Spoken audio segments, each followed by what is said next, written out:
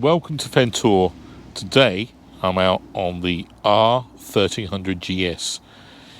What's it like? How does it compare to the outgoing R1250GS, my GS? Is it a lot better? Is it no better? Let's find out. It looks a building on me. You know, it's quite lovely, so let's go for a ride and see how it fares compared to my 1250 GS. What's this going to feel like?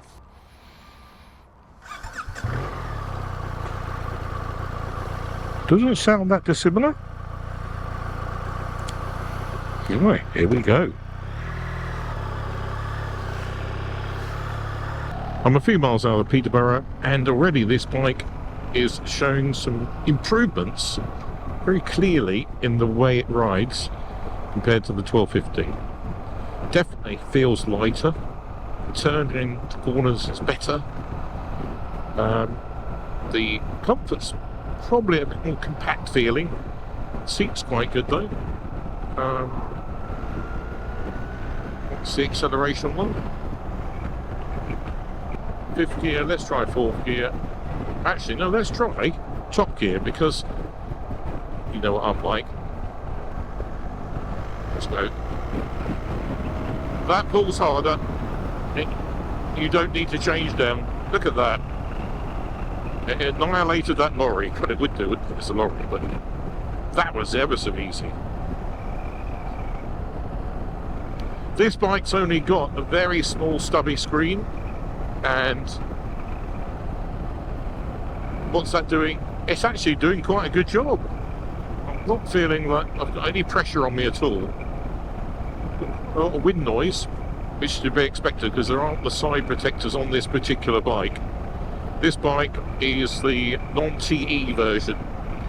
So the TE version will come with an electric screen and little pieces here to keep the wind off you.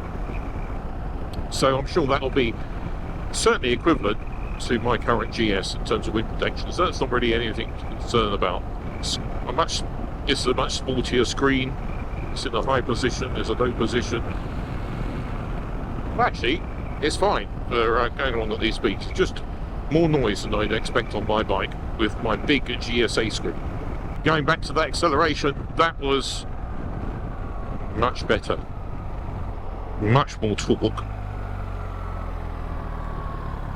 It's almost as if I was in 5th gear on the 1250. In a similar way, I think this is equivalent to the difference there was between the 1200 to the 1250. My impression going from the 1200 to 1250 is you could be in 1 gear higher for the same acceleration.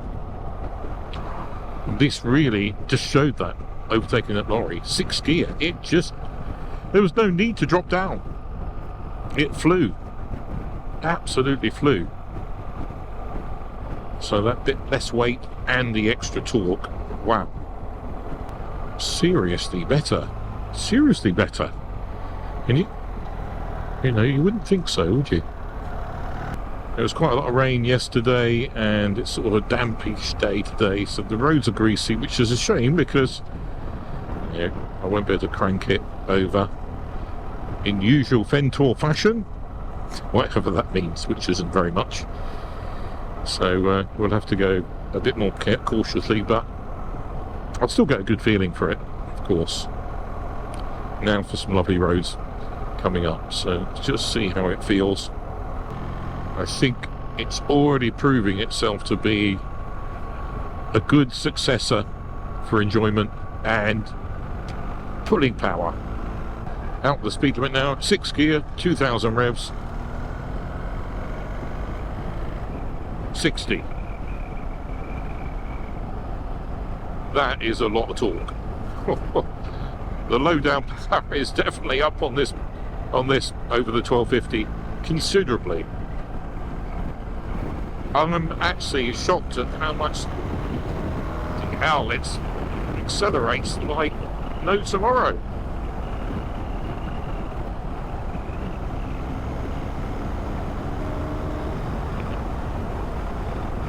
Is this the only bike you ever need?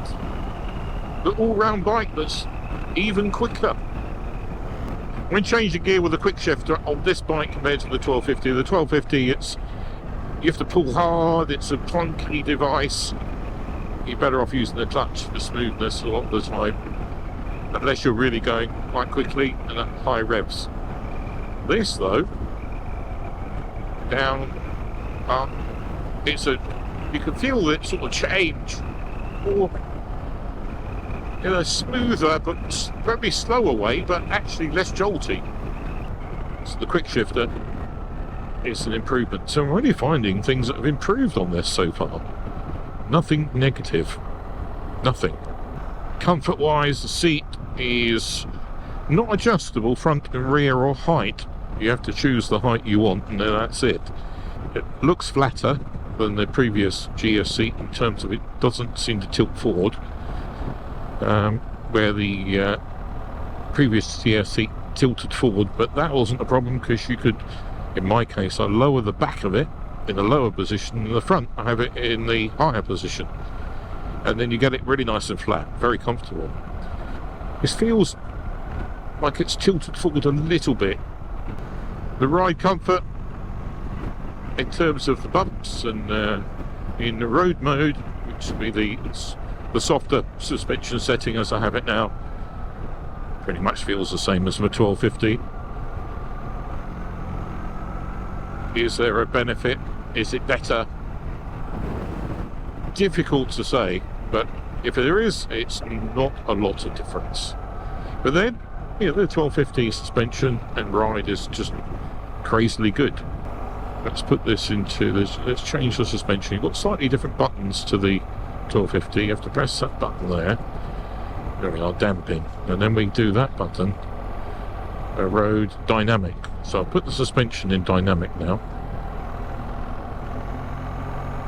See how that feels.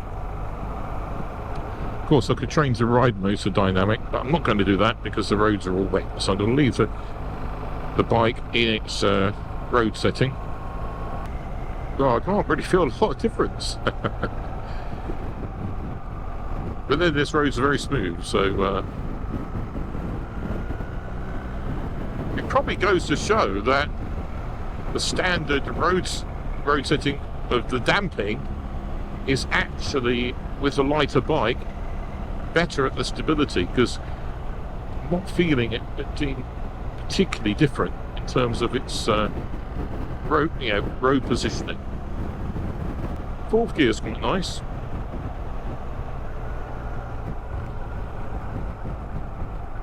Gives you a nice amount of engine braking.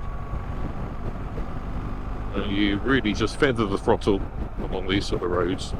And away you go. What's it like if we put it in top gear? Yeah, it's okay. Of course, if I opened it right out, it pushes you back. I think this is a very much a bike that suits my sort of riding. Generally lazy and not having to change gear all the time to make a reasonable progress if needed. Very greasy, slippery, leafy roads here, so no place for heroic fun. I can feel over these bumps firmness of dynamic suspension setting, but I don't actually think it's needed on this road. Well, it's definitely not in these weather conditions. I think there's a little bit more mechanical noise of this engine compared to my 1250. Not a horrible mechanical noise. You can hear various things whizzing below, whether that's a gearbox, which has completely been redesigned. The gearbox has been moved, I think, for a better weight distribution. So I think that this bike is a bit more planted at the front. I know I'm not going very fast.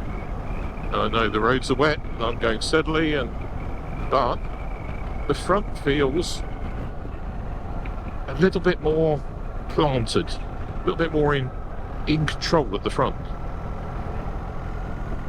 Steering accuracy is better in the road mode of suspension. not quite so wallowy. Okay, the suspension's floating along nicely. On an average road with a good rider, not Fentor, not me, this is going to be one of the fastest bikes on the road, I think. Now, you may recall I test rode a few weeks ago a Ducati Multistrada V4, which was rapid as could be, unbelievably quick. Compared to the Multistrada, this is a lot more torquey. Okay, that Multistrada, you get the revs up and you could use all the power. Well, the roads are too wet probably for me to use all the power on here easily today, which is a real shame. But even so, I'm enjoying riding this bike. So I stopped to look around the outside, getting a little bit dirty, of the new 1300GS. This paint scheme I really like, and in fact the bike's growing on me. Just a little bit cyclopsy at the front with where the radar is on some models. This has the box for it but doesn't have the radar. This isn't a TE model. This is the basic model, but it still has lots of good features like the automatic height adjustable suspension, all those sort of things. Active damping, you've got cruise control, you've got heated grips. I mean, basically you've got everything you need on the basic model. Of course, most people are still going to buy the TE, which comes with a bigger screen, electric screen, more wind deflectors.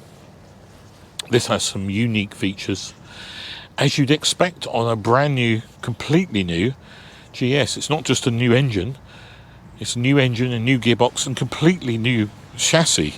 No longer is it tubular metal, but it's this box section aluminium, saving weight and looking sleeker. Shaft drive remains the same, looks identical to me. The wheels, yeah, they don't look any different. Why change those? We do have these funky indicators built into the handlebar grips. Very nice. Not much else to say about the outside, but it's growing on me. I think that's the thing. If BMW got this wrong, then they'd lose a lot of customers. Will I upgrade my GS to one of these next year when it's 3 years old? Well, I'm thinking about several bikes, as I may have alluded to in other videos, such as the K1600, the M1000 XR. Crazy. Do I keep my GS or do I swap it for this? And so far, the riding experience of this, if I was not considering those other bikes, I think it's a big consideration. So there are some issues with upgrading. The panniers don't fit, top box doesn't fit. They're a different design for this, and I would want those. Crash guards for the engine, all those sort of things, all available, but they're all extras to add on. And of course, second-hand bikes, you only lose money, don't you? Well, you certainly do on bikes that are only 3 years old. So it'll just be a bit of a throwing away of money exercise. But the riding experience so far, despite the greasy roads, is exceptional. It's a big improvement, this engine. It may not look much on paper, but for some reason or other, that torque is pulling your arms out at 2,000, 3,000 RPM. Far more than the 1250. Some other features on this bike that are slightly different. The foot pegs here are rubber. On this bike, you can get the rally type pegs as I've got, which I prefer, which grip your feet well when they get wet, which is nice. The pillion seat isn't really much to talk about here, but of course there is the passenger option, which comes with a much higher rear seat, so I'm guessing that's going to be a similar comfort to the outgoing 1250, or I would hope so, for any pillions, because a lot of people go 2-up on their GS, so one would hope that that will cope and be just as comfortable as before. Looking at the front of the bike, yeah, it's growing on me. The bit where the radar is a little bit, well, just looks a little bit weird, but I guess we'll get used to it over time. I guess we'll get used to it. But the rest of it looks traditional GS. Get a couple of extra lights or so on there, and you're really going to stand out. Well, certainly in my case, you know what I'm like. I like as many lights as possible. Nice to see the outside of the bike, and you know, the looks are growing on me. The looks are growing on me, so I think I've heard other people saying that as well. Just what you get used to over many years with the GS 1200 and 1250 not really changing. And then when they do dramatic changes, radical changes, you could say, well, I could say, it makes you sort of, ooh, don't feel like that. Let's see how this quickshifter is at low speeds. Not bad. I'm just touching it lightly. It's not a huge chunk and clunk. Look at that. It's pretty bloody good. Probably, maybe a bit clunkier going down, but going up, which is where the 1250 has that, well, clunkiness that's too clunky. This has not got that. It's almost like it's closing the throttle, putting it into gear, and letting the clutch out for you, all sort of in a nice smooth way, rather than bang, bang, bang like the 1250. I'm going into a small town of Oundle, which is most attractive, with an idea to find a decent coffee. Let's see if I'm successful.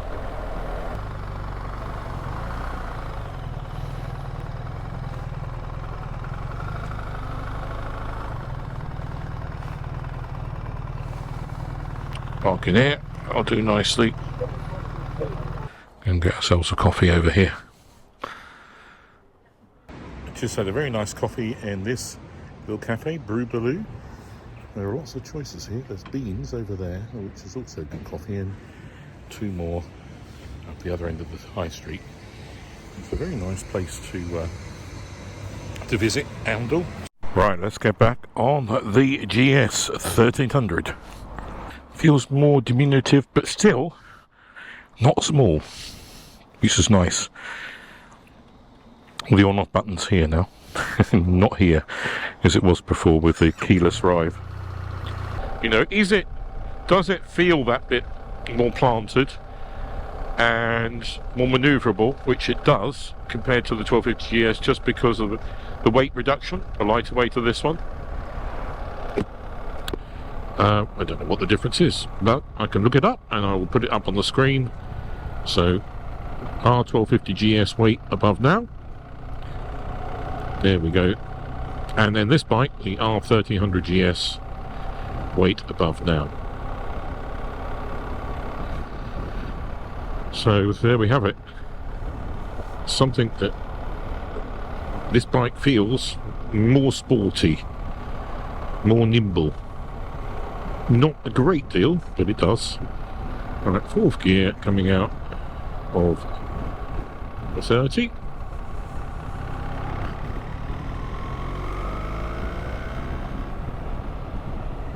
You know, it's quite greasy and careful with the power. I know it's got traction control.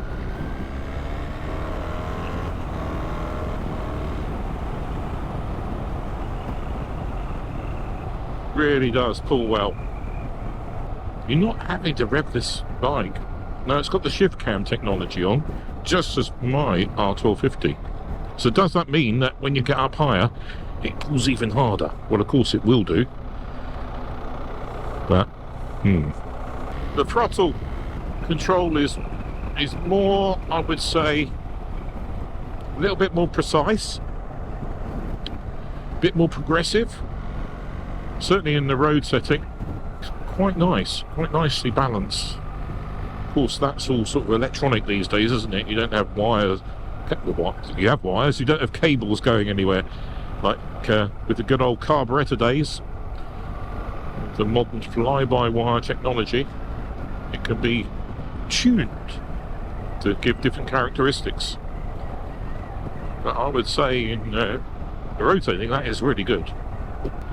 So as for the quick shifter, what I'm really noticing is, for the sort of riding I like to do most of the time, it is far superior. It is a more gentle and slower affair at changing up. It cuts the power for a bit longer and makes it smooth, which seems to work well. But when you want to accelerate hard, then it is quite a different thing altogether.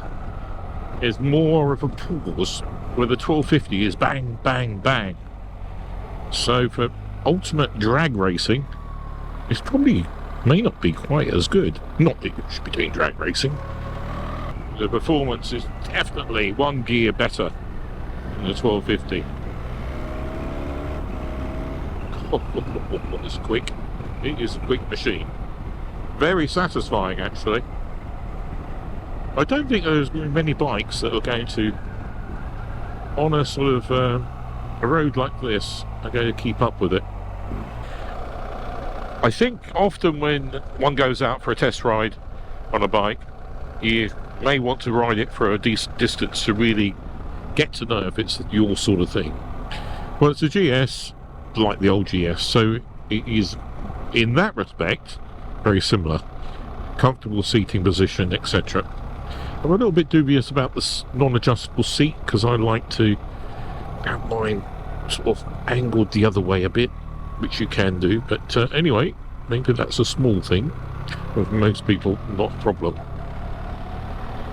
But is there a good reason to get this over the 1250? Yeah, there are a lot of good reasons. More than I was expecting. I was expecting some, but they're significant. For me, quickshifter, that is really lovely, but just going steadily like I am now. Just touching it and you're in gear. That's great. The engine, well, it's something else. How it produces that much low end torque, you know, just don't have to have the revs up. It's pulling hard, 2000. It's pulling your arms out. This absolute torque monster. I'm not sure what the graphs would look like compared to the 1250, but it's seriously better. And I think the torque on this is way above all the other adventure bikes out there. So, you know, for your lazy rider like me or David, it's a better choice. I'm hardly touching the throttle either. Just go and change the gear early and we're up to 60. Easy peasy. So that's a brilliant thing. The bike, the looks, it's up to you, but I think they're growing on me. The radar, this doesn't have that, so I can't test that, but that would be a very nice thing to have. The electric screen, bigger screen, that's going to be good. With the wind protection, little bits each side, that would be nice. Although this is fine. Fine. Not as good as having a big screen like I've got, but you can have it, of course, you can have all that stuff, so no issue. Negative is it's going to cost a set of new panniers and top box. If you've already got those for your current 1250 or 1200, they're not going to fit this beauty. You're going to have to buy new. So hopefully you can get a decent chunk of cash on eBay or something for your old ones if you're going to upgrade. Is it worth upgrading? Yeah, absolutely. You're going to love this to ride above your 1250. It's a much better riding experience, significantly improved, I would say. I can't fault any of it. Doesn't mean to say the 1250 is a bad bike. It isn't. It was the best bike in the world, as some people say, until this came out a few weeks ago. There we go. That was great. A great riding experience. It really was. You're not going to be disappointed. This bike is going to sell like a hotcake. Get yourself a test ride. It is a very, very good. You know, the modern look of the new GS compared to the slightly dated look of my 1250. Look at does look dated, doesn't it now? Dated, modern. It's growing on me. Right, let's go and take the keys back to Ian. This one in the showroom is a TE version. It's got the electric windscreen, and then you've got these deflectors here. They're clear deflectors, which is a little bit different from the outgoing GS. And that doesn't look particularly different. Has all the bits for the panniers. So you've got the electric hookup here. You've got the top box, etc. And you've got the proper pillion seat. Yeah. Well, thank you very much for watching Fental today. I hope you enjoyed my brief sort of introduction to the 1300 GS and what I think of it compared to the outgoing 1250 GS. If you've enjoyed today's video, then please do subscribe if you're not already, with the thumbs up and all that good stuff. Thank you very much. And hopefully I'll see you again on the next video. Bye-bye.